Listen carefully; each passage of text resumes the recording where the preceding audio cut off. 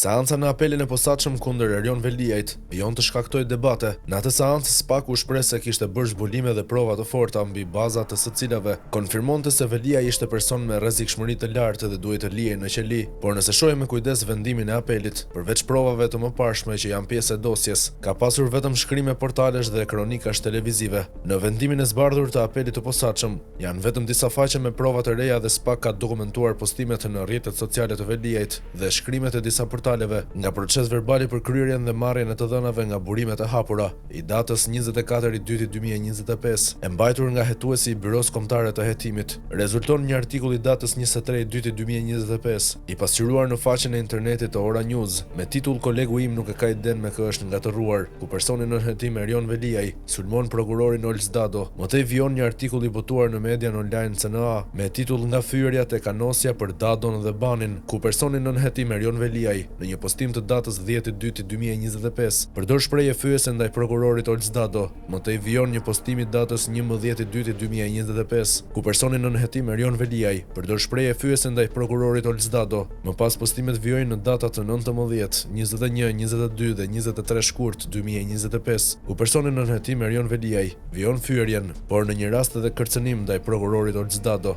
thekson vendimi. Por duket se një ndihmës i ka dhënë prokurorisë së posaçme edhe kryeministri Edi Rama. Dje kur foli në media, ai u pyet për Veliajin, por vendosi të mos bënte komente. Pra Rama e la në baltë Erionin dhe ky i fundit përfundoi si gjithë të tjerët, i harruar në mes të askundit. Por përtej kësaj, në dosje dalin 2 episode që janë përdorur si prova nga SPAK dhe në to del Edi Rama. Një është mbledhja e grupit të PS në 26 shkurt, ku Edi Rama thirri në raportim Klotilda Bushkën. Deputetja e PS doli te dosja e Veliajt se kishte intimiduar dëshmitarët, por pak pas njoftimit të SPAK, ajo reagoi në rrjetet sociale duke sulmuar SPAK dhe Rama njoftoi se do të raportonte të nesërme në mbledhje grupi. SPAK bën me dije se ka sekuestruar videon e asaj seance dhe ka dorëzuar si provë në gjykat për intimidim të drejtësisë. Më saktë ka sekuestruar 9 minuta fjalim të kryeministrit nga proces verbali i kqyrisë së audio-videos në platformën YouTube, të mbajtur në datën 26/2/2025 nga hetuesit e Byros Kombëtare të Hetimit. Është pasqyruar një pjesë nga fjalimi i kryeministrit, të pasqyruar në median Top Channel me titull "Kam një sugjerim për SPAK", thuhet në vendim.